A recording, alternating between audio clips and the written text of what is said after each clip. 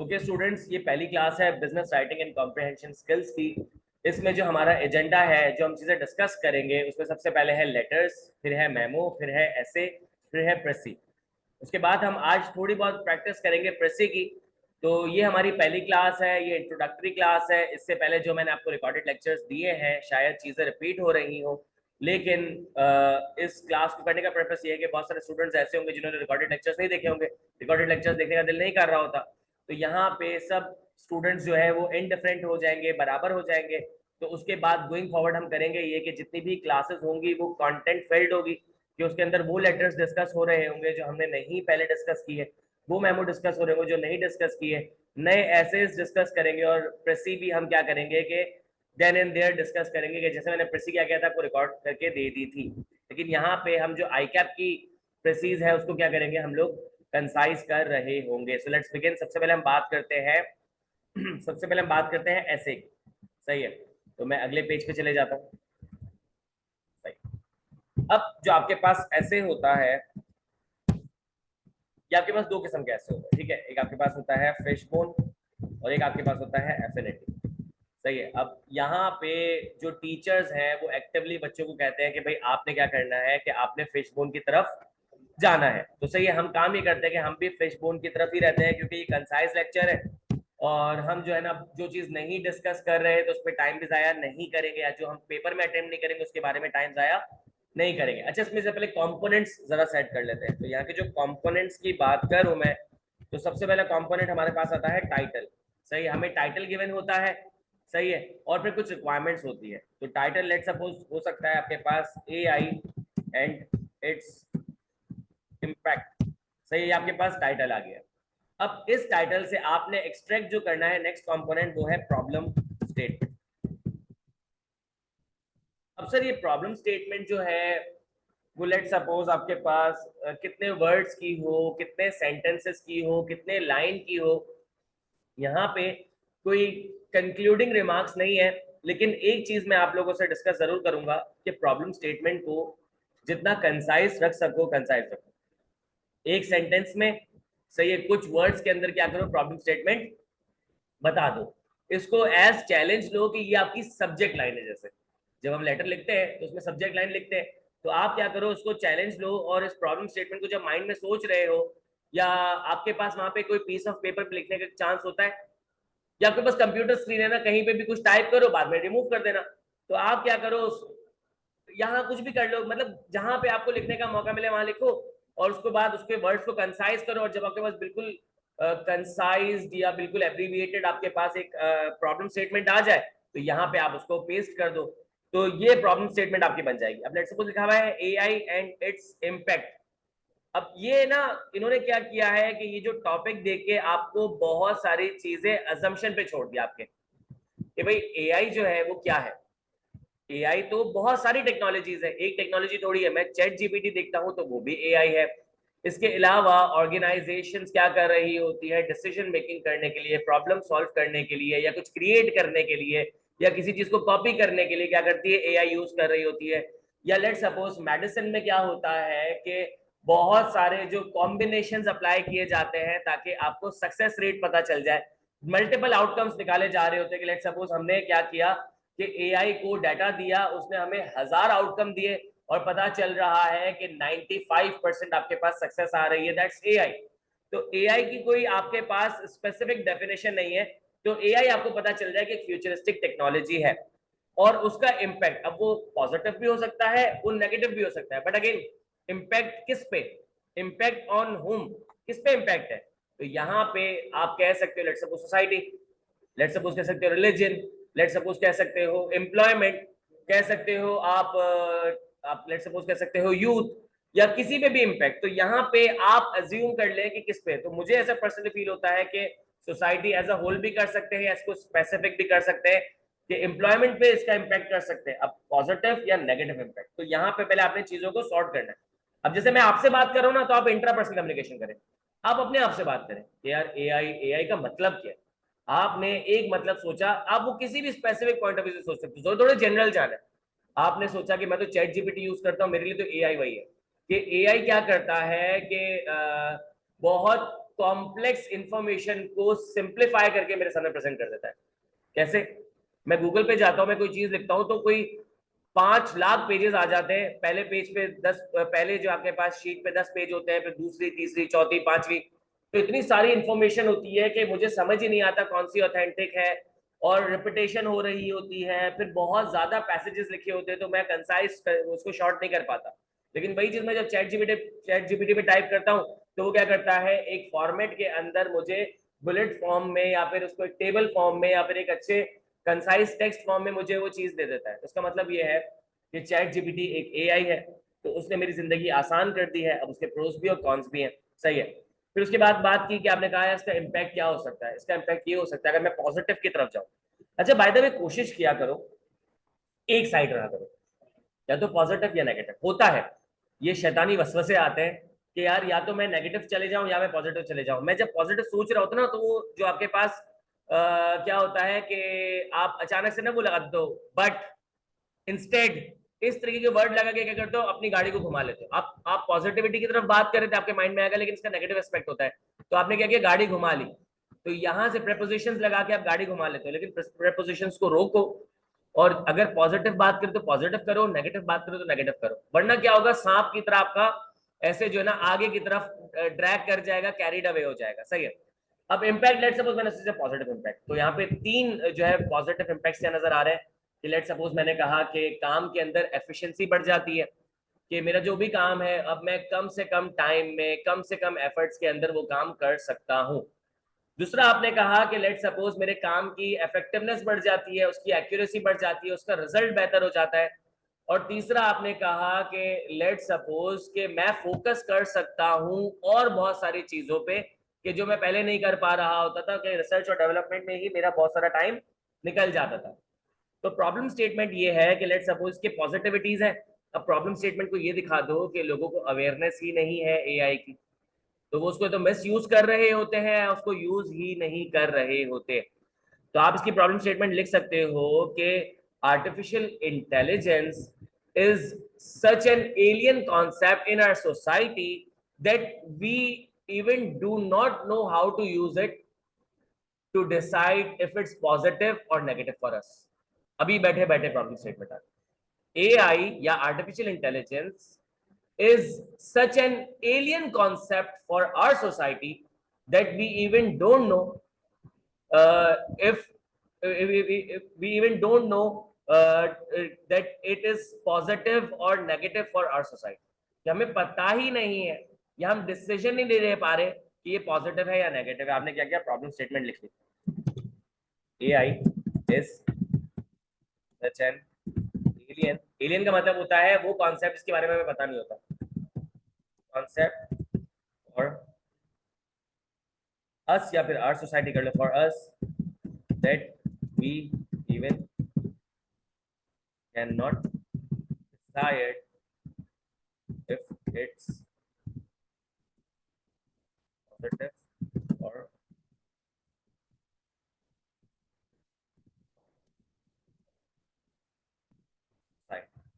ये आपके पास है प्रॉब्लम स्टेटमेंट। थोड़ा सा सोचा, कितने मिनट लगे अभी, ये तो खैर मैं आउट लाउड डिस्कस कर रहा हूँ। जब हम दिमाग के अंदर डिस्कस करेंगे तो जो सोचने का टाइम है वो 50% रिड्यूस हो जाएगा, सही है। तो आपने प्रॉब्लम स्टेटमेंट लिख ली, तो पहला कंपोनेंट डन। टाइटल से ही मैंने क्या किया, प्रॉब्लम स्टेटमेंट बनाई। Next step would be cause 1 effect 1, cause 2 effect 2, cause 3 effect 3। अब देखो यहां पे आपने 3 कॉजेज लिखने हैं और उनके 3 इफेक्ट्स लिखने हैं। दूसरा कंपोनेंट है कॉजेज एंड इफेक्ट्स। अब आप इसको ना एक रिले की तरह लेके चलो। रिले में सबसे पहले आपके पास रिले मौजूद है, रिले रेस होती है ना, उसमें आपके पास कोई ना कोई ऑब्जेक्ट मौजूद होता है। जब आप रेस करके अपने दूसरे बंदे तक पहुंचते हो, उसको पास ऑन कर देते हो, ये रिले रेस कहलाती है। तो पहले रिले है टाइटल के पास। टाइटल से जब आपने प्रॉब्लम स्टेटमेंट सोची तो आपने रिले किसको दे दी, प्रॉब्लम स्टेटमेंट को। अभी जो प्रॉब्लम स्टेटमेंट है ये रिले देगा कॉज 1, और फिर कॉज 1 इफेक्ट 1 को देगा। तो इस तरीके से रिले चलेगी। अब यहाँ पे प्रॉब्लम स्टेटमेंट में आपने कहा कि ये कॉन्सेप्ट बहुत एलियन है, सही है, तो हमें पता ही नहीं है कि ये पॉजिटिव है या नेगेटिव है। अब you being the advocate of AI, let suppose तुम्हें पता है, तभी तो तुम ये कमेंट कर रहे हो कि हमारी सोसाइटी को पता नहीं है, बट तुम्हें पता है। अब जब तुम्हें पता है तो तुम्हें इसके कॉजेस भी पता है और उनसे होने वाले इफेक्ट्स भी पता है। तो लेट सपोज अगर तुम एडवोकेट हो और तुम उस चीज को विटनेस कर रहे हो कि यार एआई कितनी बेहतर चीज है वेस्टर्न कल्चर में या वेस्टर्न कंट्रीज में, तो इसे आना चाहिए। तो पहला कॉज, अब यहाँ पे ना कॉज और इफेक्ट में बच्चा पता क्या घबराता है कि सेंटेंस लिखूं, वर्ड लिखूं, अगर उस पर कोई कंसाइज वर्ड आ रहा है पूरे सेंटेंस का तो आप वो लिख दो। कि जैसे लेट सपोज मुझे पता है कि कॉज में ये लिखता कि it helps us saving multiple resources at a time, तो आपको पता है इसके लिए क्या वर्ड है, एफिशिएंसी, तो आप सीधा सीधा एफिशिएंसी लिख दो। अगर आपके पास वन वर्ड ऑल्टरनेटिव मौजूद है तो यूज इट, लेकिन अगर नहीं आ रहा तो आप एक सेंटेंस में कॉज लिख सकते हो कि 3 4 5 6 7 8 वर्ड में आप क्या कर सकते हो, कॉज को स्ट्रेच कर सकते हो। लेकिन अगर आपको कोई एब्रीवेटेड वर्ड आ रहा है तो यूज इट। तो मैंने लिखा एफिशिएंसी, सही है। दूसरा मैंने क्या लिखा, इफेक्टिवनेस। तीसरा मैंने क्या लिखा, अच्छा तीसरा मेरे माइंड में भी आ रहा है, जब तक मैं एफिशिएंसी, जब तक आपको नहीं आ रहा तीसरा आप छोड़ दे, कोई मसला नहीं है। अब इफेक्ट की बात करूं तो पहला इफेक्ट एफिशिएंसी से क्या होता है कि आपका टाइम, पैसे, कॉस्ट, एफर्ट सेव हो रही होती है। तो इसमें आप क्या कर सकते हो, utilize your saved resources elsewhere. या आप क्या कर सकते हो, जब आप एफिशिएंसी हासिल कर रहे हो तो जो रिसोर्सेज आपने सेव किए हैं, जो टाइम, जो पैसे, जो एफर्ट्स आपने सेव किए वो कहीं और लगा दो, सही है, तो उससे फायदा ही हुआ ना। तो कॉज क्या है, रीजन क्या है कि एफिशिएंसी है, इसलिए इसको यूज करना चाहिए। और उसका इम्पैक्ट क्या होगा कि आप अपने रिसोर्सेज को जो सेव किया है आप कहीं और यूटिलाइज कर लो, इफेक्टिवनेस। अब इसका इफेक्ट क्या होगा, लेट सपोज हाँ, increased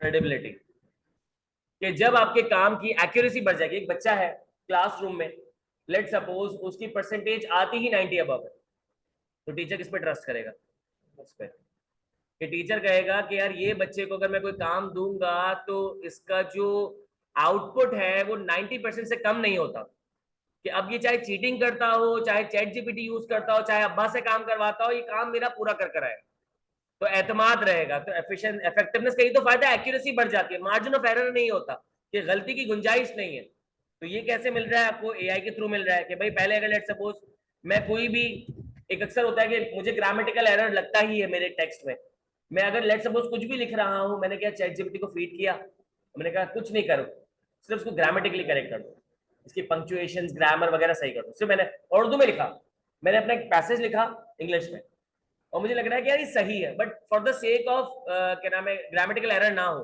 for the sake of effectiveness, मैंने उसको बोला कि काम करो कि जरा इसको ना एक दफा ग्रामेटिकली करेक्ट कर दो, तो पता चला उसने बोला आपका ग्रामेटिकली करेक्ट है, तो आपको वैसी एश्योरेंस मिल गई, अपनी क्रेडिबिलिटी पे तुम्हारा इंक्रीज हो गई, कि तुम अपने आप पे क्रेडिबिलिटी शो करो कि यार मैं जो लिखता हूँ कम से कम चैट जीपीटी भी उसको अप्रूव कर रहा है। तुम्हारी अपनी भी इंटरनल क्रेडिबिलिटी भी इंक्रीज हो गई और एक्सटर्नल भी हो जाएगी, कि अगर कोई ना कोई गलती होती है तो वो सही हो जाएगी, सही है। तीसरा कॉज क्या हो सकता है, तीसरा कॉज हमने डिस्कस किया था, तीसरा कॉज हमने डिस्कस किया था कि चैट जीपीटी आपको एफिशिएंसी देता है, इफेक्टिवनेस देता है, या फिर एआई जो है आपको एफिशिएंसी देता है, इफेक्टिवनेस देता है, और साथ ही साथ आपको क्या करता है, अपॉर्चुनिटीज देता है।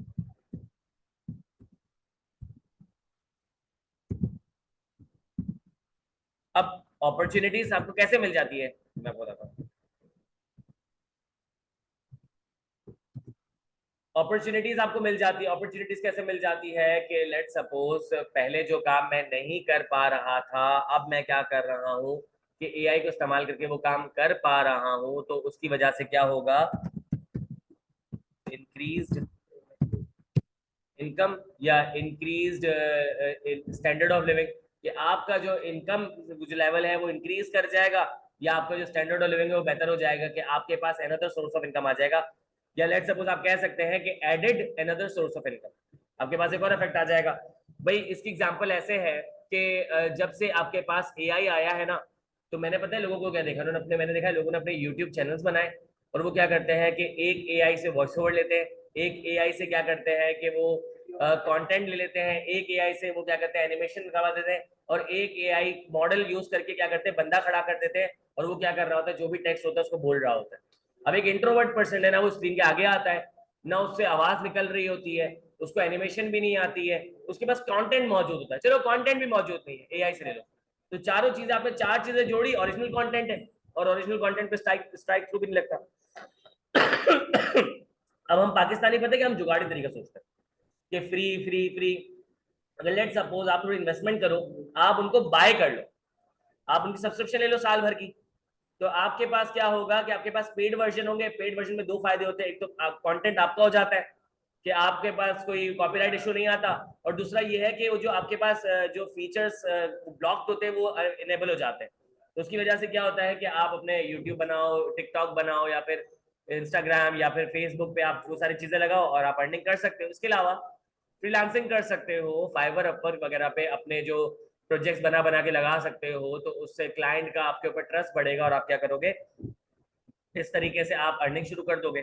सही है, तो ये आपने दूसरा भी कंपोनेंट कंप्लीट कर लिया। अब यहाँ पे आपने क्या करना है, अपने ऐसे को डिवाइड करना है इनटू 5 पार्ट्स। सही है, सबसे पहले आपने इंट्रोडक्शन देना है, या आपने देना है 20 to 25 वर्ड्स। एवरेज कर लेता हूं ताकि ज्यादा बेहतर हो जाए, लेट्स सपोज को मैं कर लेता हूं 22। सही है, 22 वर्ड्स कर लेता हूं। सही हो गया। इसके बाद आप करें पैरा 1। पैरा 1 में क्या होगा, कॉज एंड इफेक्ट 1। ये जो आपके पास, या एक काम करता हूं मैं, para 1 introduction, para 2 cause and effect 1, और यहां पे आपके पास आ जाएंगे 35 वर्ड्स। सही है, इसके बाद आपके पास आ जाएगा para 3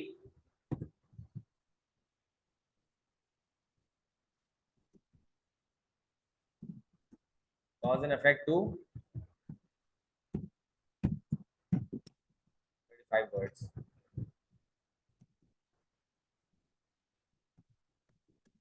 para 4 cause and effect 3 35 words. इसके बाद आ जाएगा पैरा 5 इंक्लूजन, इसमें आ जाएंगे आपके पास तकरीबन 23 words let's say.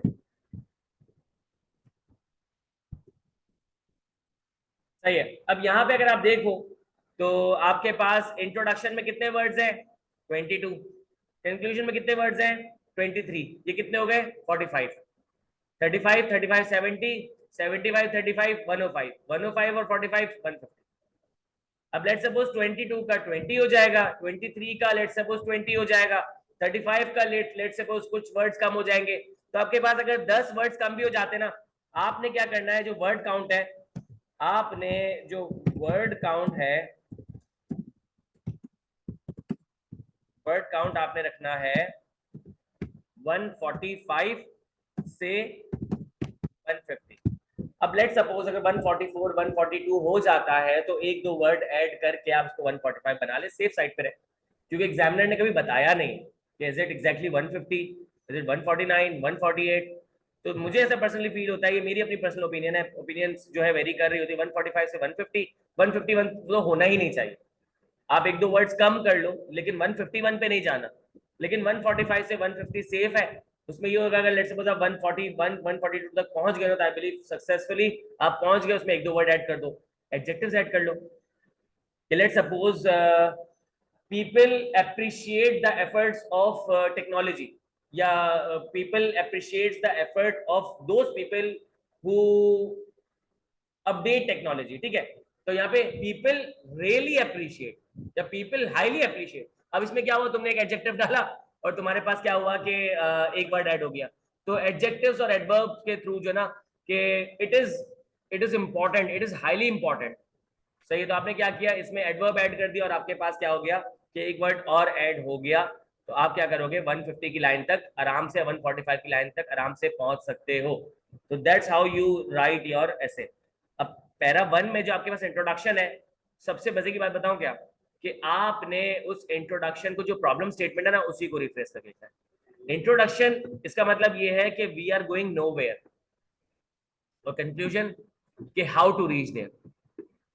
Late suppose आप कह सकते हो कि by implementing technology in our daily lives or practicing with it all the time, you can start achieving the capabilities of efficiency, effectiveness, and ultimately start getting opportunities you were rooting for या you were desiring।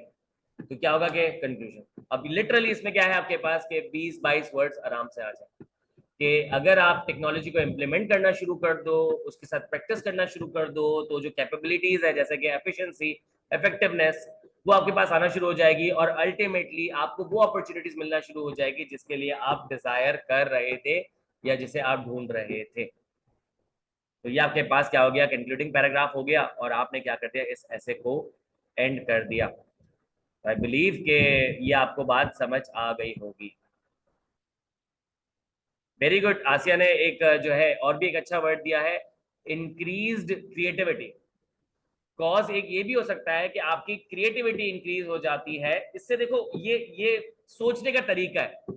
Let's suppose अगर cause 4 भी होता, अगर जैसे आसिया ने जो cause दिया है क्रिएटिविटी, अब क्रिएटिविटी किस तरीके से कॉज है और उसका इफेक्ट क्या होगा, कि लेट्स सपोज जब हम टेक्नोलॉजी को यूज करते हैं तो हम क्या कर रहे होते हैं, ऑब्जर्व भी कर रहे होते हैं कि मैंने एक पैटर्न देखा, मैंने एक ट्रेंड देखा कि मैं अगर चैट जीपीटी से कोई भी चीज पूछता हूं तो उसके जवाब में एक ये एलिमेंट नजर आता है। इंसान है ना, पकड़ लेता है।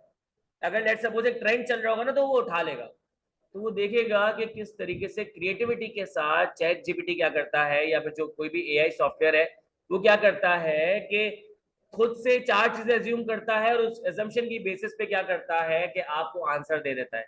कि लेट सपोज अगर मैं इसे 4 बातें बता रहा हूं और 4 बातें ओपन छोड़ रहा हूं, तो ये उसको एज्यूम करके क्या करता है, रिजल्ट दे देता है। तो मैं भी तो ये कर सकता हूं, क्रिएटिविटी, कि मैंने अपने अंदर ये जो आर्ट क्रिएट कर लिया कि यार मैं भी असम्पशंस की बेसिस पे क्या कर सकता हूं, अपनी चीजों को लेके चल सकता हूं, तो क्रिएटिविटी आ जाएगी। तो क्रिएटिविटी की वजह से क्या होगा, आपका जो कंटेंट है या आपका जो सब्जेक्ट मैटर है वो इंक्रीज कर जाएगा। इफेक्ट ये ना कि अब आपने कोई बात प्रेजेंट करनी है, चाहे लिख के चाहे बोल के, वो बेहतर हो जाएगी। तो आपने क्या करना है, वो भी पैराग्राफ ऐड कर देना है। कॉज इफेक्ट तो कुछ भी हो सकता है जी, दिख रहा होता है उसमें। ये होता है सुभान कि आपके पास जो है वो वर्ड काउंट नहीं दिख रहा होता, लेकिन जब आप ऐसे लिख रहे होते हो ना, तो आपने लेट सपोज जैसे ही 150 क्रॉस किया ना, तो जो नीचे का टेक्स्ट होगा ना वो रेड होना शुरू हो जाएगा। लेट सपोज मैंने एक वर्ड लिखा, अब जैसे मैं टी टाइप किया ना तो वो रेड हो गया, फिर ओ टाइप किया रेड हो गया। इस तरीके से जब मैं लिखना शुरू करूँ रेड हो जाएगा। इसका मतलब क्या, मैं 150 क्रॉस कर लिया। तो उसके बाद आपको जैसे ही आपने लिखना शुरू किया ना, तो आप क्या करें, आप रिवर्स इंजीनियरिंग के थ्रू क्या करें, कंसाइज करना शुरू कर दे। और प्रेसी तो तुम लोगों को वैसे ही आती, प्रेसी जब तुम लोग पढ़ लोगे तो तुम्हें वो चीज वैसे ही आ जाएगी। यार सुभान वैसे तो लिख सकते हैं, टू कॉज और इफेक्ट लिख सकते हैं, but I believe for the sake of completion आ जाएगा। बहुत बेसिक भी आ रहा हो ना, जैसे आसिया ने बहुत बेसिक लेकिन बहुत अच्छा पॉइंट दिया, क्रिएटिविटी कि हर चीज के ना मल्टीपल कॉजेज होते हैं और उनके मल्टीपल इफेक्ट्स होते हैं। देखो एक बात बताओ मजे की, कि यहाँ पे एफिशिएंसी का एक मतलब थोड़ी है, एफिशिएंसी के तो बहुत सारे मतलब है। तो एफिशिएंसी के तो बहुत सारे इफेक्ट्स निकल सकते हैं। तो जब एक चीज के 500 कॉजेस है और हर कॉज के 10-10 इफेक्ट्स है, तो मुझे एक कॉज का एक इफेक्ट दिखाना है। तो 500 में से 3 कॉजेस निकाल लो, और जो उनके 10-10 इफेक्ट्स है ना उनमें से एक एक पिन पॉइंट कर लो। तो इसमें क्या होगा कि क्रिएटिविटी का और भी तो बहुत सारे इफेक्ट्स होते हैं। क्रिएटिविटी से लेट सपोज आपका सब्जेक्ट मैटर बेहतर हो जाता है, क्रिएटिविटी से आपके माइंड के होराइजन एक्सपेंड हो जाते हैं, आप चीजों को आउट ऑफ द बॉक्स सोचना शुरू हो जाते हो, पर्सनैलिटी डेवलप हो जाती है अल्टीमेटली। तो क्रिएटिविटी से भी होता है कि लेट सपोज मैं पहले बंद दिमाग से सोचता था कि नहीं यार यूं होगा तो बुरा ही होगा, बट बिकॉज ऑफ क्रिएटिविटी अब क्या होगा कि मैं आउटसाइड द बॉक्स भी सोच सकता हूँ कि इम्पॉसिबल सिचुएशंस हो सकती है, मिरेकल्स डू हैपन। बहुत रेयर होते हैं बट होते हैं। तो you should never lose hope. तो यहाँ पे आप क्या कर सकते हो, स्पिरिचुअल भी जा सकते हो इफ यू नीड। तो यहाँ पे आपने क्या करना है, बस आपने जिस चीज पे बिलीव करते हो ना, आपने क्या करना है, पेपर पे रिप्रोड्यूस करना है। उसमें comma, dot, punctuation, preposition, grammar की कोई मिस्टेक हो जाए ना, तो यार कोई मसले की बात नहीं है। बस थोड़ा सा सोचोगे ना तो काम बन जाएगा। कितने घंटे का पेपर होता है? 2 घंटे का पेपर होता है। कितने कंपोनेंट्स होते हैं? हाँ, कितने सवाल? 5 सवाल होते हैं। तो इसका मतलब है कि ऑन एवरेज एक सवाल के आपके पास कितने कितने 20 मिनट मौजूद है? नहीं 20 नहीं, 25। अच्छा 25 अगर करें तो 25 के हिसाब से 125 हो जाएंगे। हाँ तो 22-23 मिनट मौजूद है। 22-20 मिनट मौजूद है, क्योंकि ट्रांजिशन भी करना होता है। तो वो कैब आपके पास सबसे कम टाइम लेगी, सही है। उसके बाद आपके पास मेमो एक कम टाइम लेगा। तो अगेन फिर 3 जाइंट सवाल, जिसमें आपके पास कॉम्प्रिहेंशन, प्रेसी है, जिसमें आपके पास लेटर है, जिसमें आपके पास ऐसे है। तो वहां पे आपके पास थोड़ा सा ब्रीदिंग स्पेस आ जाता है। तो थोड़ा सा अगर सोच लोगे ना, तो लिखने में आपको 10 मिनट, टाइप करने में आपको 10 मिनट लगेंगे। तो अपनी टाइपिंग स्पीड बढ़ा लो, तो सोचने का आपके पास टाइम बढ़ जाएगा। तो आप क्या करो, टाइप करते रहो, और उससे आपकी टाइपिंग स्पीड बढ़ जाएगी। आपको टाइपिंग का टाइम कम लग रहा होगा, तो आपको सोचने का टाइम ज्यादा मिल जाएगा। तो आप क्या कर लोगे, ज्यादा बेहतर तरीके से चीजों को प्रोड्यूस कर लोगे, सही है। तो यहाँ पे आई होप, अब मैं आपको समझा रहा था, उसके बावजूद हमने आधे घंटे में क्या कर लिया कि पूरा ऐसे लिख लिया। तो आप लोगों ने तो खुद से सोचना है, तो उसमें तो आपके पास टाइम कितना, मैं रिपीट कितना किया है। तो यहाँ पे आप लोग क्या कर सकते हो, इसे अनलॉक कर सकते हो। देखो बस की पता है क्या है, इंग्लिश के पेपर में पैनिक नहीं करना यार। चाइल्ड लेबर इसके बारे में तो मुझे पता नहीं है, या अनएम्प्लॉयमेंट इसके बारे में तो मुझे पता नहीं है, या let suppose balance of payment इसके बारे में तो मुझे पता नहीं है, या लेट सपोज ये कह सकते हैं कि डीवैल्यूएशन ऑफ करेंसी इसके बारे में तो मुझे पता नहीं है। भाई जो भी छोटा मोटा बेसिक भी बताओ। डीवैल्यूएशन करेंसी का एक सबको बात पता होती है कि आपकी परचेसिंग पावर कम हो जाती है, ये तो एक कॉज है ना। और उसका इफेक्ट क्या होता है कि आपके पास जो इनकम क्लासेस होती है वो डिटोरिएट करना शुरू हो जाती है।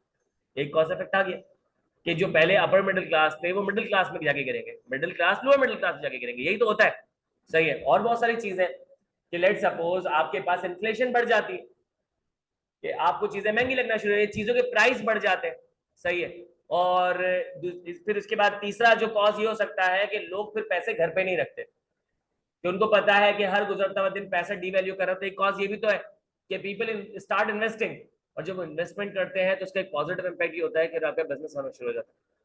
तो इन्फ्लेशन का एक पॉजिटिव पॉइंट भी, तो अगर आप चाहो तो थोड़ा बहुत सोच सकते हो, कहीं ना कहीं बात निकल जाती है। इसलिए ये है कि आप थोड़ा सा सोचोगे तो आपके पास कर सकते हैं। But when you are positive, be positive. But when you are negative, उसमें ना यू टर्न मत लगाना, बट इंस्टेड करके ना, तो फिर ये होगा खिचड़ा बन जाएगा। हाँ, 2 पॉजिटिव 1 नेगेटिव, 1 नेगेटिव 2 पॉजिटिव, तीनों पॉजिटिव तीनों नेगेटिव कर सकते हैं, मसला नहीं। जब पैराग्राफ लिख रहे हो ना, तो पैराग्राफ में if you are going negative तो गो नेगेटिव। जैसे उस पैराग्राफ से निकल जाओ, अब तुम्हारी मर्जी अगला पैराग्राफ पॉजिटिव है या नेगेटिव, सही है। डन हो गया, ऐसे समझ आ गया। अब इसकी हम प्रैक्टिस करेंगे, मल्टीपल ऐसे इसको देखेंगे अगली क्लास में, तो उससे आपको आइडिया हो जाएगा। अब बात करते हैं मेमो की। मेमो तो बहुत इजी है, तो इसमें ज्यादा टाइम नहीं लगाऊंगा। अच्छा, आपके पास जो है वो मेमो 2 से 3 स्टाइल में आ सकते हैं। ये बात मैंने पहले नहीं की थी, लेकिन मैं कह रहा हूँ पेपर में इतना टेक्निकल नहीं जाएगा, लेकिन आई कैप है, भरोसा नहीं है, ठीक है। एक तो होता है सिंपल मेमो।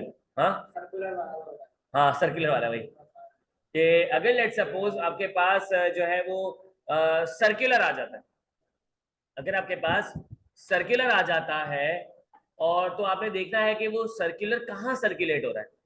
अगर वो within the organization circulate हो रहा है तो वो मेमो स्टाइल में लिखा जाएगा।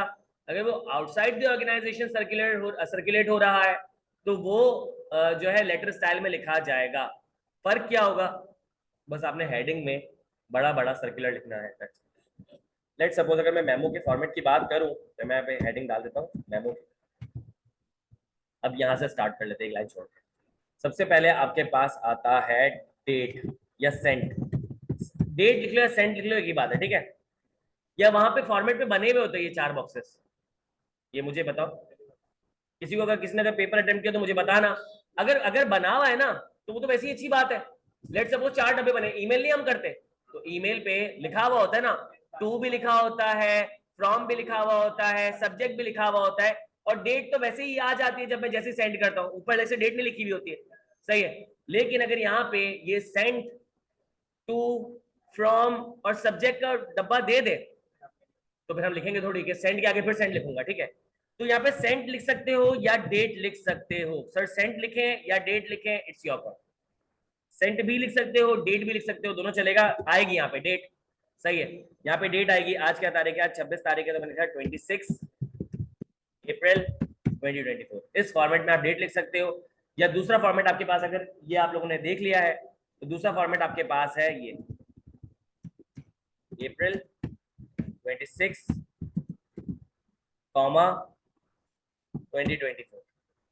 अब ये मैं इसलिए सजेस्ट नहीं करता, हमारे ना कॉमा बहुत खराब है, लोगों के पंक्चुएशंस बहुत खराब होती है, कि अक्सर लोग क्या करते हैं कि टेक्स्ट कंप्लीट करने के बाद एक स्पेस देते हैं और फिर पंक्चुएट करते हैं।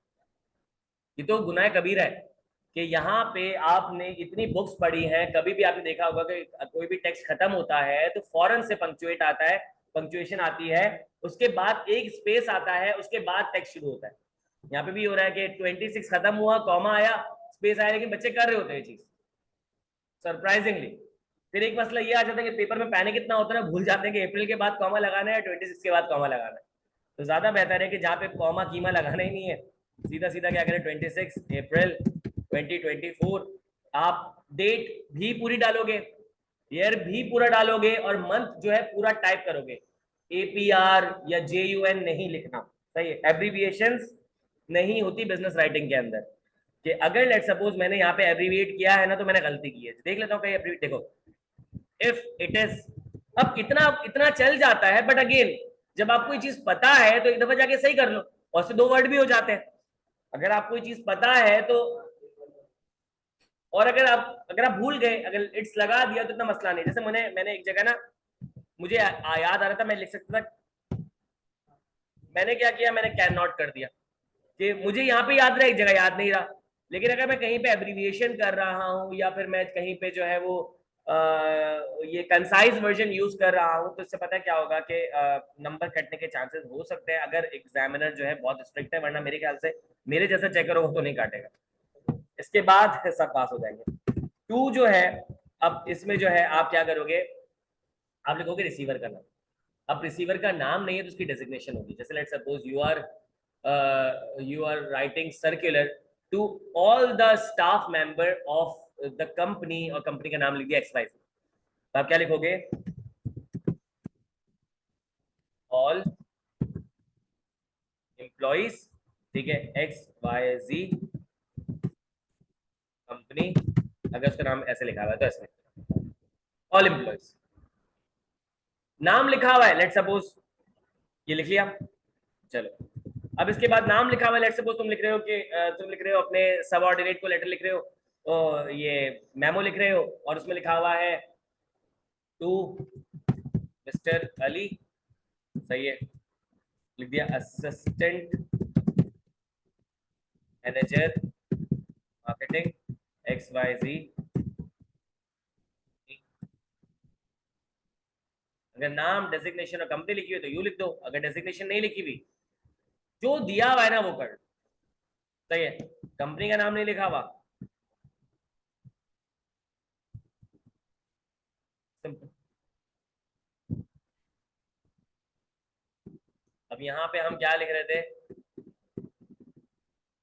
यहाँ पे हम सर्कुलर लिख रहे थे, तो इसलिए मैंने जो है ना यही वाला 2 लगा दिया है, सही है। ये जो डॉट है ना वो 2 का नहीं है, वो लिमिटेड को हमने एब्रीविएट किया हुआ है ना, इसकी वजह से डॉट लगा है। किसी भी चीज को आप एब्रीविएट करते हो तो आप डॉट लगाते हो, जैसे मिस्टर को, मिस को, लिमिटेड को, प्राइवेट को PVT डॉट कर देते हैं। तो किसी भी चीज को आप जब एब्रीविएट करते हो ना, आगे डॉट लगाते हो, तो ये उसका डॉट है, ये 2 का डॉट नहीं है, फॉर्मेट का डॉट नहीं, सही है। फ्रॉम, लेट्स सपोज उसका नाम नहीं लिखा हुआ, अगर नाम नहीं दिया हुआ और लिखा हुआ है कि जो मैम वो ये सर्कुलर है वो क्या है, CEO की तरफ से, तो CEO XYZ लिमिटेड। इसके बाद क्या आ जाएगा, इसके बाद आपके पास आ जाएगा सब्जेक्ट। आपके पास क्या आ जाएगा, सब्जेक्ट। और सब्जेक्ट में आपने क्या करना है, सब्जेक्ट लाइन लिख देनी है, ऑल कैप्स में मत लिखिएगा, सही है, ऑल कैप्स में मत लिखिएगा, आप क्या कर सकते हैं, इसे इन्वर्टेड कॉमर्स में लिख दें, इसको बोल्ड कर दो, सिंपल। इन्वर्टेड कॉमर्स में लिख दिया, बोल्ड कर दो, आपके पास में बोल्ड का ऑप्शन है, सीधा सीधा बोल्ड कर दो, खत्म। सही है, आपने क्या करना है, वन लाइनर सब्जेक्ट लिख देना है। अब अगर लेट सपोज ये सर्कुलर है, अगर ये सर्कुलर है तो आप सेंटर में हेडिंग डाल सकते हैं सर्कुलर। इसकी एग्जांपल दूं, अभी जो वो हुआ था, ईरान के जो वो आए थे, हाँ, तो अब वहां पे क्या हुआ था कि उन्होंने जो लेट सपोज कराची में जो सर्कुलर चलाया था, ऊपर सर्कुलर की हेडिंग थी, अब देखना जाके।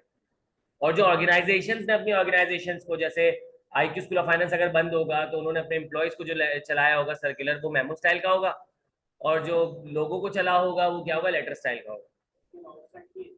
यस, लेकिन सर्कुलर दोनों पे लिखा हुआ, सर्कुलर इस तरीके से सेंटर पे लिखा होता है। अब क्योंकि मुझे पता है ना कि लेट से बोलेगा, कोई बच्चा आर्ग्यू करेगा तो बोलेगा सर इसको सेंटर में क्यों किया, इसमें क्यों ख्वारी की सेंटर में लाने की, ये तो टाइप्ड होता है, ये तो ऑलरेडी टाइप होता है। हाँ, कि आपने क्या किया, इसे सेंटर करके लिख दिया। और अगर सर्कुलर नहीं है तो फिर आप नहीं लिखे, सिंपल। सर्कुलर है सर्कुलर लिखे, सर्कुलर नहीं है तो फॉर्मेट पे कोई फर्क नहीं पड़ रहा। तो ऊपर में सर्कुलर मतलब वो जो नहीं, सबसे पहले सब वो लिखते हैं, सेंटर्स डिटेल लिखते हैं, सेंटर्स डिटेल लिखते हैं, उससे पहले सर्कुलर, बट सर्कुलर डाल दो सेंटर पे, उसके बाद आ जाता है। भाई सर्कुलर आ गया, लेट सपोज सर्कुलर ये है कि इस बार जो गवर्नमेंट ने ईद की 3 की जगह 5 छुट्टियां दे दी हैं, या फिर ईद की छुट्टियां खत्म कर दी है, कोविड था ना, कि मतलब भाई ईद की जो पहली ईद की छुट्टी है, क्योंकि आप माशाल्लाह कोविड में अच्छा आराम करके बैठे हुए हो, तो इस बार जो है ना गवर्नमेंट की तरफ से सिर्फ ईद की एक छुट्टी है, ताकि जो ऑर्गेनाइजेशन अगर वो अपनी ऑर्गेनाइजेशन खोलना चाहे तो खोल सकती है। तो उसमें क्या है, रेफरेंस प्लस पर्पस। तो रेफरेंस क्या होगा कि लेट्स सपोज सर्कुलर में लिखा कि अभी जो कोविड गुजरा था उसकी वजह से क्या है, 3 महीने प्रॉपर लॉकडाउन रहा था, रेफरेंस हो गया। पर्पस ये है कि तो अब हम चाहते हैं कि अब जो है हमारी जो भी फेस्टिविटीज होती है उसकी छुट्टियों को रिड्यूस कर दिया जाए, रेफरेंस प्लस पर्पस हो गया। उसके बाद डिटेल दे दी कि भाई इतना बिजनेस का नुकसान हुआ, फला हुआ, फला हुआ, कोई भी अपनी तरफ से नंबर एज्यूम करके लगा दिए, और फिर नीचे लिख दिया कि फ्यूचर कोर्स ऑफ एक्शन में लिख दिया कि भाई हम चाहते हैं कि आप सब काम करें। और अगर लेट सपोज आपको इस चीज से कोई शिकायत है या कोई जेन्युइन नीड है, तो लेट सपोज हमने पब्लिक पोर्टल खोला हुआ है, तो आप अपनी कंप्लेंट डाल दो। किसने देखा है पोर्टल खोला हुआ है, एज्यूम ही करना है ना, फ्यूचर कोर्स ऑफ एक्शन। अभी माइंड में आया तो बता, सर्कुलर सर्कुलर हो गया, ठीक है। तो ये आपके पास सर्कुलर हो गया, ठीक है। अब यहाँ पे आप क्या करोगे, सर्कुलर में यहाँ पे हेडिंग डाल दोगे सर्कुलर की, अगर नहीं है तो फिर आप हेडिंग नहीं डालोगे, सीधा सीधा मेमो लिखोगे। अच्छा, एक लास्ट चीज जो कि बहुत इंपॉर्टेंट है, अगर आपके पास शॉर्ट रिपोर्ट लिखने को आ जाए, वैसे तो नहीं आती है, शॉर्ट रिपोर्ट लिखने को आ जाए, शॉर्ट रिपोर्ट लिखने को आ जाए तो कुछ नहीं है, मेमो लिख रहे हो ना, मेमो में क्या लिखते हो, सेंट लिखते हो, टू लिखते हो, फ्रॉम लिखते हो। भाई लेट सपोज एक बॉस ने अपने सबऑर्डिनेट को कहा कि मुझे जो है मुझे ये मालूम करना है कि पिछले क्वार्टर की सेल्स क्यों कम हुई, मुझे रीजंस दो। तो तुम मुझे बना के दो लेट सपोज, तुम मुझे बना के दो एनालिटिकल रिपोर्ट, या मुझे बना के दो लेट सपोज इंफॉर्मेशनल रिपोर्ट बना के दो। तो अब यहाँ पे उसने शॉर्ट रिपोर्ट मांग लिया अपने सबऑर्डिनेट से, तो अब जाहिर सी बात है आप उसको क्या करोगे, उसको और within the organization send करोगे, तो वो किस स्टाइल में जाएगी, मेमो स्टाइल में। तो यहाँ पे कुछ भी नहीं है, देखो सेम है सब, बस क्या चेंज होगा, सब्जेक्ट की जगह वर्ड आ जाएगा टाइटल,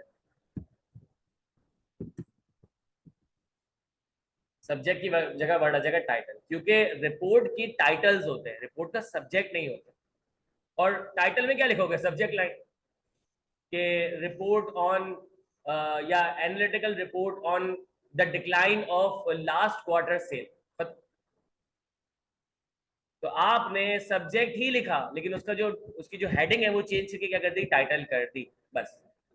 फिर आगे जो आप लिखोगे ना वो रिपोर्ट ही होगी, आपने क्या करना, उसको रिपोर्ट दे देनी, उसमें तो ऊपर नहीं लिखा ना, नहीं, बस ये एक फर्क, अगर रिपोर्ट आ जाए तो।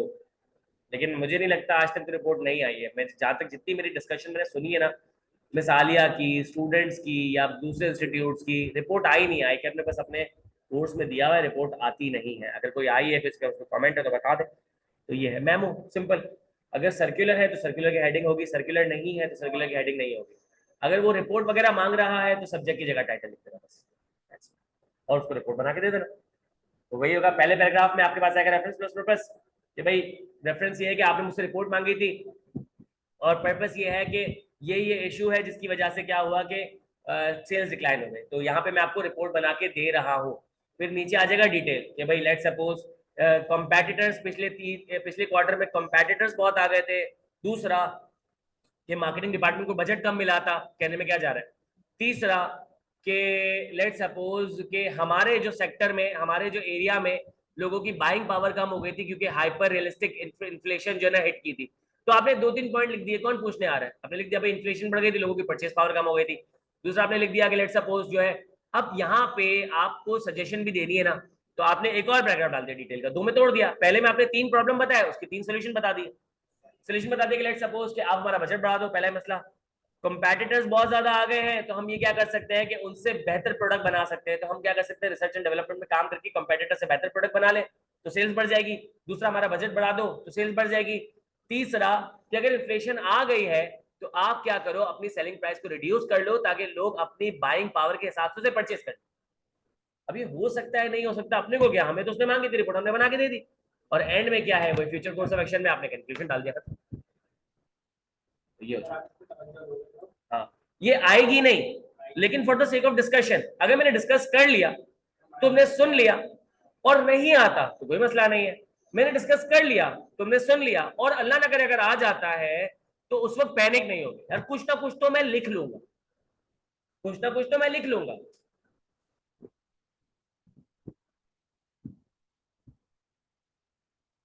अगर सर्कुलर ही सब्जेक्ट की हेडिंग होगी, नहीं नहीं नहीं बेटा ये नहीं कीजिएगा।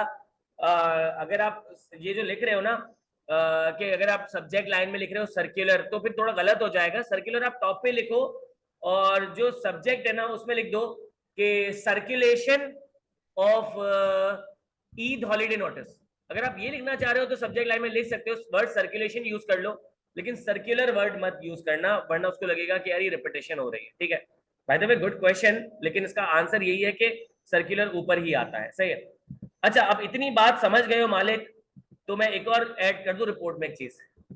मैं चाह रहा था मैं बाद में बताऊंगा ताकि शुरू में बताता ना घबरा जाते। लेट सपोज ये किस चीज की रिपोर्ट थी, ये थी कि आपने लिखा, लेट सपोज इसका नाम है recommendation report, recommendation report on the decline of last quarter sales. ठीक हो गया, ये आपने लिख दिया टाइटल। अब इसके बाद आप क्या लिखते हैं, रेफरेंस प्लस पर्पस लिखते हैं। उसमें रेफरेंस प्लस पर्पस में आप बता देते कि भाई रेफरेंस ये है कि मुझसे रिपोर्ट मांगी गई थी और कि डिक्लाइन क्यों हुई क्वार्टर, और पर्पस ये है कि मैं जो है ना इसमें कंप्लीट एनालिसिस करूंगा कि भाई क्यों डिक्लाइन हुई थी, और उसके बाद जो है मैं आपको रिकमेंडेशन भी दे दूंगा। तो आपने पर्पस भी बता दिया, रेफरेंस भी बता दिया। रेफरेंस प्लस पर्पस वाला जो पैराग्राफ है, ये देखो, ये आप लिखोगे ना रेफरेंस प्लस पर्पस, ये आपको जो पहला पैराग्राफ है ना इसकी हेडिंग डाल देना क्या, इंट्रोडक्शन। बस जो भी आप बात लिख रहे हो ना उसकी हेडिंग्स चलेंगी। इंट्रोडक्शन आ गया हेडिंग में, उसके बाद दूसरा पैराग्राफ क्या होता है, डिटेल्स। डिटेल्स के 2 पैराग्राफ होते हैं, एक डिटेल का पैराग्राफ होता है डिटेल्स, जिसमें आप बताते कि आपकी क्या एनालिसिस है, आपकी क्या एनालिसिस है कि आपको क्या क्या फाइंडिंग्स पता चली। तो आप इसकी हेडिंग क्या डाल दो, एनालिसिस। सही है। फिर आपने जो दूसरा डिटेल का पैराग्राफ लिखा था जिसमें आपने बताया था, रिकमेंडेशंस दी थी, क्योंकि इसमें 2 चीजें पूछी ना, बता एनालाइज करो मसला क्या है और रिकमेंड करो। रिकमेंडेशन, ठीक है। आप क्या करोगे, इसमें कौन सी हेडिंग डालोगे, रिकमेंडेशन, रिकमेंडेशन की हेडिंग डाल दोगे। सही है। और last but not the least फिर क्या था, कंक्लूडिंग पैराग्राफ था जिसमें आपने क्या लिखा था, फ्यूचर कोर्स ऑफ एक्शन, के अब मैनेजमेंट ने क्या करना है इस रिपोर्ट को माइंड में रखते हुए। क्या हेडिंग आएगी, कंक्लूजन। रिपोर्ट के अंदर हेडिंग्स के हिसाब से चीजें चल रही होती है। जो तुमने लिखना था, मेमो लिखना था, अगर वो रिपोर्ट नहीं होती, अगर वो मेमो रिपोर्ट नहीं होती तो तुम क्या लिखते, रेफरेंस प्लस पर्पस देते, डिटेल बताते, डिटेल में एनालिसिस देते, अपनी रिकमेंडेशन देते और कंक्लूड कर देते। तो हर पैराग्राफ के ऊपर हेडिंग लगा दो बस। ये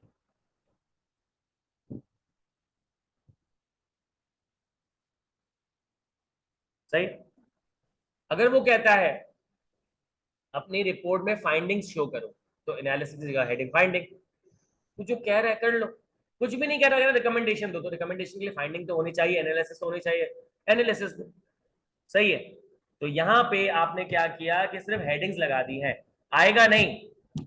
लेकिन जिम्मेदारी बनती है कि जब पढ़ा रहे तो बता दें। अब इससे घबरा नहीं जाना। सही है। कि लेट सपोज अगर मेरे पास यही चीज अगर आती मेमो स्टाइल में, तो मैं क्या करता, यहाँ पे मैं लिखता सब्जेक्ट। सही है। Reference plus purpose, detail paragraph 1, detail paragraph 2, और फ्यूचर कोर्स ऑफ एक्शन। यही होता है कि लाइन की गैप के साथ यही होता। अब सिर्फ हेडिंग लगा दी, सिर्फ हेडिंग है। सब्जेक्ट की जगह टाइटल आ जाएगा और सबके हेडिंग्स आ जाएंगी, बस दैट्स इट। शॉर्ट रिपोर्ट कहलाती है, शॉर्ट रिपोर्ट इंटरनल होती है, तो मेमो स्टाइल में लिखी जाएगी, बस ये। तो मेमो 3 किस्म के हो सकते हैं। एक वो जनरल मेमो जिसमें आप सर्कुलर वगैरह कुछ भी हेडिंग नहीं डालते, सही है।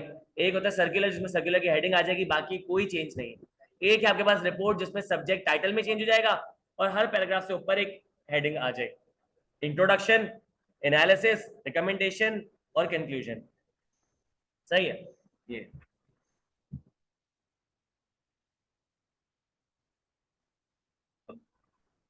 मेमो में भी हेडिंग देनी है, मैं समझा नहीं कौन सी हेडिंग देनी है बेटा, अगर एग्जैक्टली बताओगे।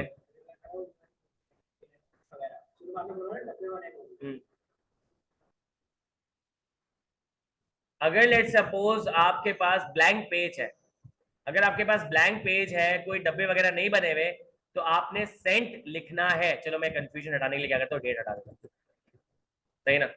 आपने सेंट वर्ड लिखना है, आपने टू वर्ड लिखना है, आपने लगाना है सेंट कॉलन स्पेस, डेट डालनी है, टू कॉलन स्पेस, आपने लिखना है रिसीवर का नाम, और फिर फ्रॉम लिखना है, फिर लिखना है कॉलन स्पेस और फिर सेंडर का नाम, फिर सब्जेक्ट कॉलन स्पेस और आपने सब्जेक्ट लाइन लिखनी है। नॉर्मल मेमो में नहीं लिखनी नाजिम, अगर तुमने मेरी बात को फॉलो किया हो, नॉर्मल मेमो में कोई हेडिंग नहीं है। ये देखो नॉर्मल मेमो है, इस नॉर्मल मेमो में आपने क्या दिया, पहले पैराग्राफ में रेफरेंस प्लस पर्पस दे दिया कि लेट सपोज मेमो आया हुआ है कि हमने अपनी जो मीटिंग थी जो पहली तारीख को 1 मई को होनी थी, वो 5 मई को शिफ्ट कर दी है। आपने क्या करना है कि अपनी टीम को मेमो लिखना है। तो मैं लिखूंगा, आज की तारीख डालूंगा, आज है 26 अप्रैल, 1 मई को मीटिंग होनी, तो मैंने आज की तारीख डाल दी सेंट में। टू में मैंने लिख दिया कि मार्केटिंग टीम, सही है, कि टीम है, सही है। उसके बाद फ्रॉम में लिख दिया मैंने मार्केटिंग मैनेजर या डायरेक्टर मार्केटिंग। सब्जेक्ट में लिख दिया reschedule of our marketing meeting, सही है, क्वार्टरली मार्केटिंग मीटिंग या मंथली मार्केटिंग मीटिंग, जो भी इसका नाम होता है। ठीक है, आपने लिखा रेफरेंस प्लस पर्पस, पहला paragraph without heading, without heading सुनना, मैंने लिखा कि the meeting that was going to be held on 1st May 2024 in the conference room at on second floor is now going to be held on 5th of May due to some let's suppose undisclosed circumstances। मैंने reason बताया ही नहीं, undisclosed word use कर दिया ना, क्या मैं बताऊंगा नहीं रीजन, अगर लंबी करनी तो बता दो, ड्यू टू सम रीजंस, और आपने नीचे क्या क्या डिटेल में बता दिया। फिर इसके बाद आपके पास जो दूसरा पैराग्राफ होगा विदाउट हेडिंग, उसमें डिटेल बता दो। अब डिटेल में क्या बताएंगे सर, आपने तो कोई जो है बताना नहीं रीजन, रीजन डिटेल में रीजन थोड़ी होता है, हो सकता है, लेकिन यहाँ पे रीजन नहीं बता तो डिटेल में क्या लिखूंगा, डिटेल में मैं ये लिख सकता हूँ। कुछ लोग पूछेंगे सर वो मीटिंग सेम रूम में होगी, अच्छा टाइम क्या होगा, अरे फिर डेट चेंज किया, बाकी सब सेम है, लेकिन लोग पूछते हैं। तो मैंने लिखा कि मीटिंग की the only the date is going to be changed, otherwise all the details will remain same, that is meeting will be held at 11 a.m. in the same meeting room on second floor with all the same members that were going to attend the original meeting, बस। हाँ, और same agenda होगा, मतलब यही वाली बात है जितना गुड़ डालो। और एंड में फ्यूचर कोर्स ऑफ एक्शन के सामने वाले बंदों को थोड़ा सा तो रोने के लिए मौका देना कि if you have any kind of observation kindly let us know in the same email thread, कि इसी ईमेल थ्रेड पे लिख दो कि सब पता चल जाए कि लेट्स सपोज 4 बंदों को इश्यू, तो चारों का इश्यू सामने आ जाए, मैं देखूंगा। कोई पैराग्राफ में हेडिंग नहीं है, कुछ भी नहीं है। आपने क्या लिखा और कितना छोटा था आपके पास ये मेमो, पहले उसमें एक लाइन, दूसरे उसमें 2-3 लाइन और नीचे एक आधी लाइन, और आपने उसको कॉम्प्लीमेंट्री क्लोज कर दिया। ठीक है, जबरदस्त, बेहतरीन। ये दिखाऊंगा इंशाल्लाह मैं आपको मेमो। अभी तो हमारे पास बहुत सारे मेमो लेटर्स वगैरह पड़े हुए। अभी मैं आपको एक इंट्रोडक्शन दे रहा हूं, मैं आपको बता रहा हूं कि फॉर्मेटिंग की कितनी सिग्निफिकेंस होती है। जब मैं आपको 5-10 मेमो दिखा दूंगा तो ये आपके सवाल इंशाल्लाह बनेंगे नहीं। Right now all you need to do is to stay prepared. सही है, अब यहाँ पे मेमो डिस्कस कर लिया है, अब आगे बढ़ते हैं। आई बिलीव कि ये काफी हद तक चीज समझ आ गई होगी।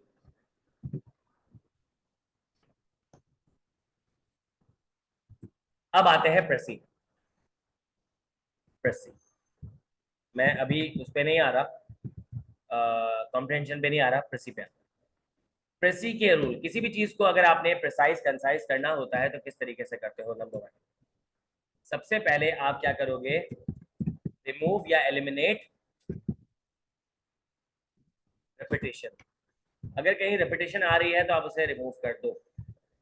रेपिटेशन कैसे आ सकती है, लेट सपोज पहले पैराग्राफ में कहीं पे लिखा हुआ है कि if we do this activity the impact will be higher than all the activities we have done previously। अगर हम एक्टिविटी परफॉर्म करते हैं तो उसका इम्पैक्ट इतना ज्यादा होगा कि जो हमने पिछली जितनी भी एक्टिविटीज की है उन वो सब कम पड़ जाएंगी। सही है, फिर मैंने आगे कई पैराग्राफ में लिखा है कि it's impact will be greater या it's impact will be greatest, कि जो सबसे ग्रेट इम्पैक्ट होगा। कहीं पे लिखा हुआ है कि its impact will its impact will overshadow the previous, eclipse the previous efforts। अब 3 जगह बात लिखी हुई है, तो मैंने क्या किया, कंसाइज करके एक जगह जहां मुझे सुटेबल लगता है ना, मैंने कह दिया कि इसका जो इम्पैक्ट है वो सबसे ज्यादा हाई होगा जो अब तक एक्टिविटीज परफॉर्म किया। That's it. 4-3 जगह से बात हटा तो एक जगह हो जाएगी, तो आपके पास क्या हो जाएगा, कंसाइजनेस हो जाएगी। ये मैं आपको पैसेजेस में ढूंढ के दिखाऊंगा रेपिटेशन, कि एक एक चीज 5-5 दफा लिखी होती है, अगर आप एक दफा कर लोगे तो आपकी 5 लाइनें कम होकर एक में आ जाएगी।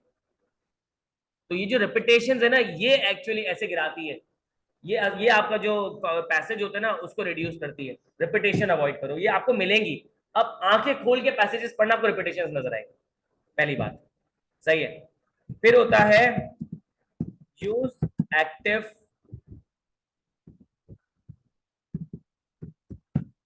Use active verbs.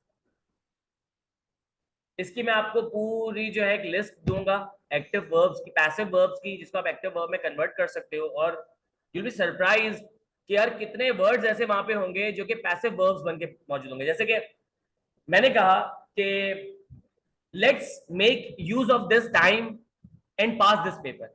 इस वक्त का इस्तेमाल करते हैं और क्या करते हैं, पेपर को पास कर लेते हैं। सही है, let's make use of this paper.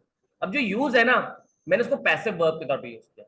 सीधा सीधा let's use this time, let's make use of, make use of. सही है, तो सीधा सीधा है let's use this time, make of गया, 3 का 1 हो गया।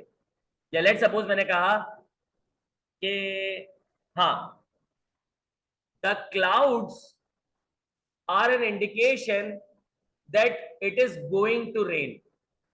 सही है, the clouds are the clouds are the indication that it is going to rain। The clouds indicate that it is going to rain। The clouds are the indication that, अब that हटा, सही है, और क्या नाम है, is and हट गया। तो आपके पास 2-3 वर्ड्स हट रहे होते हैं, ये पैसिव वर्ब्स बहुत यूज कर रहे होते हैं, आपको पता भी नहीं चलेगा। अब आप पढ़ोगे आपको आइडिया हो जाएगा। तो यह लिख सकते हो कि this presentation is a demonstration of what we are going to do। This presentation demonstrates what we are going to do। सही है, तो इसका मतलब क्या हुआ कि आपके पास पैसिव वर्ब मौजूद होते हैं, वो वर्ब जिसको मैं एक्टिवली यूज कर सकता था लेकिन उन्होंने पैसिव करके डाल दिया। कि 2 वर्ब्स को इस्तेमाल किया जा रहा है, एक वर्ब को दूसरे वर्ब को एक्सप्लेन करने के लिए यूज किया जा रहा है। तो जिस वर्ब को मैं ऑलरेडी एक्टिव करके यूज कर सकता हूं, तो यहाँ पे एक्टिव वर्ब्स, ये मैं आपको एक्सरसाइज दूंगा जो हमारी एक्चुअल क्लास होगी, उसमें आपको फायदा हो जाएगा। सही है, इसके बाद आपके पास जो तीसरी चीज है,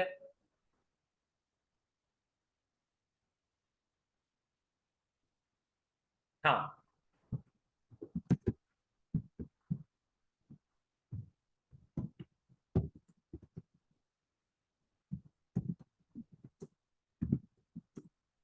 अवॉइड यूजिंग अननेसेसरी वर्ड्स, इसका मतलब क्या है सर?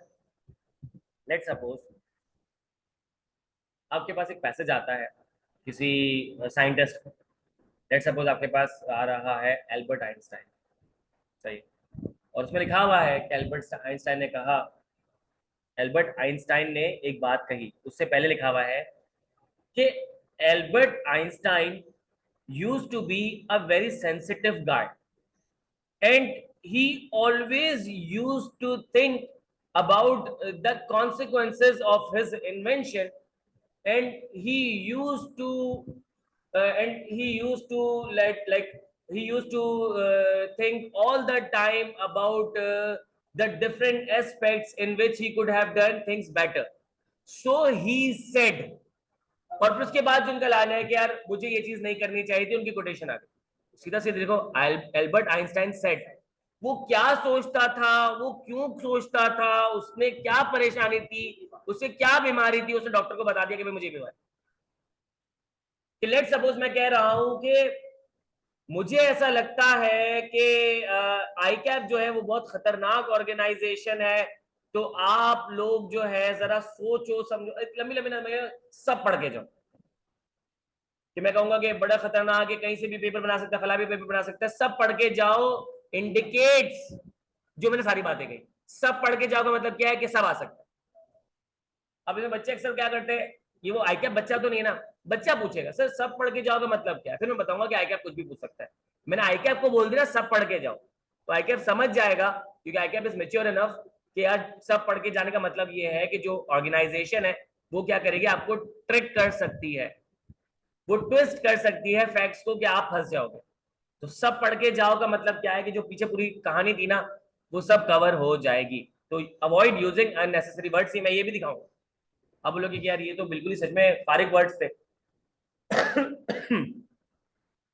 फिर आपके पास क्या होता है, remove repetition, use active verbs, avoid using necessary words. इसके अलावा जो है आपने क्या करना है, यूज एक्टिव वॉइस, ये एक्टिव वर्ब वाली बात है। ए, जब आप पैसिव वॉइस यूज करते हो तो उसमें ग्रामर चेंज की वजह से और एडिशनल प्रेपोजिशन की वजह से क्या होता है, वर्ड्स बढ़ जाते हैं।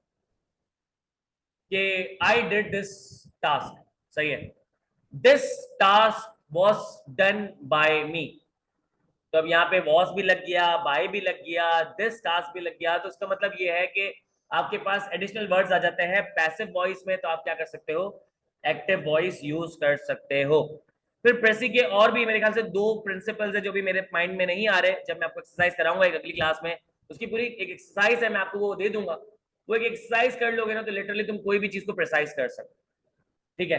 अच्छा, यहाँ पे एक इंपॉर्टेंट बात ये है कि आई कैप के पॉइंट ऑफ व्यू से, जनरल प्रेसिशन के पॉइंट ऑफ व्यू से नहीं कर रहा, आई कैप के पॉइंट ऑफ व्यू से कर रहा हूं, कोशिश करो कि आप रीफ्रेज करो, rephrase instead of copy pasting the existing text, ये जरा कोशिश करो, वर्ड्स चेंज करो।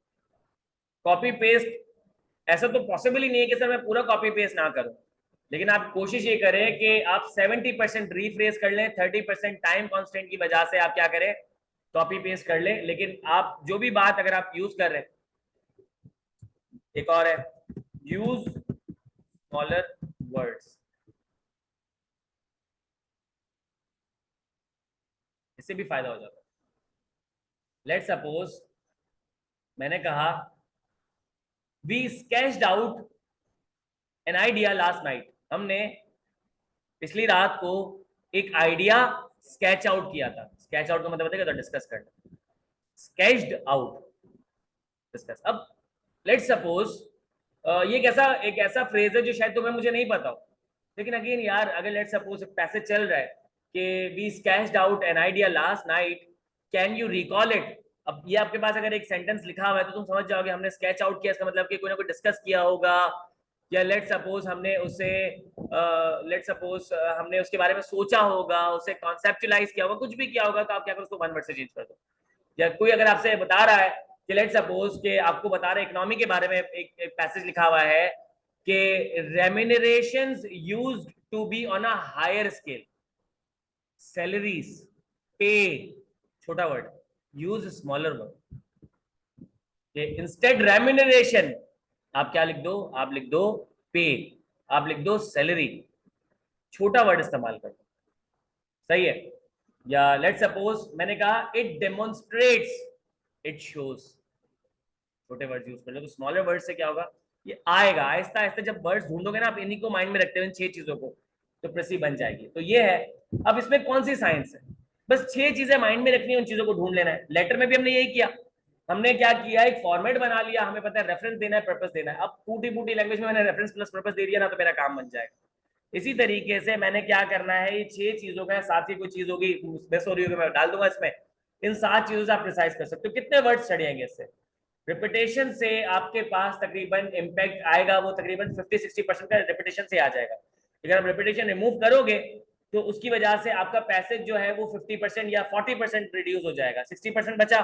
तो अननेसेसरी वर्ड्स की वजह से क्या होगा, तकरीबन वो 40% पर आ जाएगा। अब हमने 10% रिड्यूस करना है, तो एक्टिव वर्ब्स, एक्टिव वॉइस, या फिर जो है आप क्या कर रहे हो, स्मॉलर वर्ड्स यूज करके 5% और डिक्रीज कर लोगे। फिर जो ओन वर्ड्स करोगे उससे 30% पे पहुंच जाएगा, और क्या होता है 1/3 होता है, 1/3 हो गया। इस तरीके से पहुंचा। बेसिक इंग्लिश लिखो, ये तो बिजनेस राइटिंग का रूल है। एडवांस इंग्लिश लिखो ही नहीं, कि जो सबसे बेसिक सेंस होता है ना, जो सबसे बेसिक वर्ड होता है ना, बोले बात समझ आ जाए सबसे, और बेसिक वर्ड से ही ना टेक्स्ट छोटा हो जाता है। एडवांस में तो बहुत कॉम्प्लिकेटेड हो जाता है, लंबे सेंटेंसेस बन जाते हैं। ठीक है, ये प्रेसी आपने लिख ली। लेटर के बारे में जो मैंने रिकॉर्डेड लेक्चर्स दिए थे, आई बिलीव फिलहाल उसी पे ही हुक करते हैं, क्योंकि वो फिर बहुत लंबी एक डिस्कशन चली थी। लेटर अभी मैंने स्टार्ट किया ना उसके फॉर्मेट को डिस्कस करना, तो मेरे ख्याल से अभी हमें आधा 1 घंटा चाहिए होगा। तो जिस क्लास में मैं लेटर रिवाइज कराऊंगा ना, नए लेटर्स लेकर आऊंगा, तो उसी में मैं फॉर्मेट बता दूंगा कि लेट सपोज अभी जो अगली क्लास करी वो ऐसे की, और ऐसे के बाद जिसके बाद अगली हमारी क्लास होगी वो लेटर की होगी। तो लेटर वाली क्लास में हम क्या करेंगे कि उस लेटर के फॉर्मेट को क्विकली रिवाइज कर लेंगे, और 3 से 4 या 5 लेटर्स ऐसे जो हमने पहले डिस्कस नहीं किए थे रिकॉर्डेड लेक्चर्स में, वो डिस्कस कर लेंगे, तो वो हमारी क्लास एक अच्छी प्रोडक्टिव क्लास बन जाएगी। ठीक है, तो आज की क्लास यहीं तक रखते हैं। आई बिलीव काफ़ी है, और थोड़ा सा कॉन्फिडेंस इस सेंस में आया होगा कि चीज़ें इतनी कॉम्प्लिकेटेड नहीं है जितनी नज़र आ रही होती हैं। BWCS ना एक इल्यूजन है, एक ट्रैप है। वो आपको ट्रैप करता है उस जगह से जहां पे आप नहीं देख रहे होते। जो वो क्या है स्ट्रक्चर, वो क्या है फॉर्मेट, वो क्या है आपका ड्राफ्ट, आपका क्राफ्ट, कि मैं किस तरीके से लिख सकता हूं। आप कहां देख रहे होते हो, ग्रामर पे, वोकैब पे, जार्गन्स पे, सही है, प्रेपोजिशंस पे, पंक्चुएशंस पे। ये चीजें बहुत बात की, तो बहुत बात, बेसिक भी पत्ती तो निकल जाए। बेसिक, या लेट सपोज अगर एक अनपॉलिश्ड इंग्लिश है, एक होती है ना कि 10 चीजें मेरी बहुत अच्छी है, 2 चीजों में मसला है, या 3 चीजों में मसला है, कि यार मेरे टेंसेस बहुत अच्छे हैं, मेरे एक्टिव पैसिव बहुत अच्छा है, मैं डायरेक्ट इनडायरेक्ट नरेशन में मसला करता हूँ। या लेट सपोज मुझे पार्ट्स ऑफ स्पीच में मसला है कि मैं एडजेक्टिव नहीं लगा सकता, एडवर्ब नहीं लगा सकता, प्रीपोजिशंस अप्लाई नहीं कर सकता। ये बहुत बेसिक चीज है, ये इतना ज्यादा आपको परेशान नहीं करेंगी अगर आपने अपनी लैंग्वेज में उसको बात समझा दी जो वो पूछना चाह रहा है। तो आई बिलीव वो करेगा, अवॉइड करेगा आपकी ग्रामेटिकल मिस्टेक्स को। वोकैबुलरी कहाँ से याद करें, ये मेरे ख्याल से वो जो नहीं वो असाइनमेंट्स होते हैं, वो जो पॉपुलर टीचर्स है लाहौर इस्लामाबाद के, मैं अक्सर टाइम लेकिन कहता हूँ मुझे टाइम नहीं मिलता कि मैं आप लोगों को ढूंढ के बता दूं, लेकिन मेरे ख्याल से आप थोड़ा सा वो जो CA* वगैरह में डिग करोगे ना, तो आपको कोई ना कोई बंदा हेल्प कर देगा, या अपने सीनियर से अगर आप पूछ लोगे तो। हाँ, अली अकबर नाम के एक टीचर है जिनकी वोकैब मैंने सुना है, या फिर उनके जो असाइनमेंट्स है, पूरा असाइनमेंट उनका सॉल्व कर लो, तो ये है कि आपको आपको वो कंटेंट मिल जाएगा जो पेपर में पूछा जा सकता है। लिखना कैसे वो हम डिस्कस कर रहे हैं। ठीक है, तो देखो एक उनकी ओपिनियन होगी, एक मेरी ओपिनियन होगी, एक मिसालिया की ओपिनियन होगी। ओपिनियन में डिफरेंस हो सकता है, बट रिजेक्टेबल कोई नहीं। मिसाली अपने ग्राउंड पे बिल्कुल ठीक है, वो जो सर अली अकबर है वो अपने ग्राउंड पे बिल्कुल ठीक है, शायद मैं थोड़ा बहुत गलत हूँ, लेकिन ये है कि चीजें जो है आप अगर लेट्स सपोज एक कॉन्फिडेंस के साथ जाओगे और एक स्टेटमेंट दे दो कि हाँ देखो यार मुझे ये चीज आती है, मैंने इस पे लिख दी ना, कोई गलत नहीं करेगा। हाँ अगर कोई शैतानी आदमी हो तो गलत कर देगा, अब मुझे नहीं पता है क्या कैसा है। रिकॉर्डिंग चल रही है वैसे भी, ठीक है, ख्याल रखिएगा। अल्लाह हाफिज।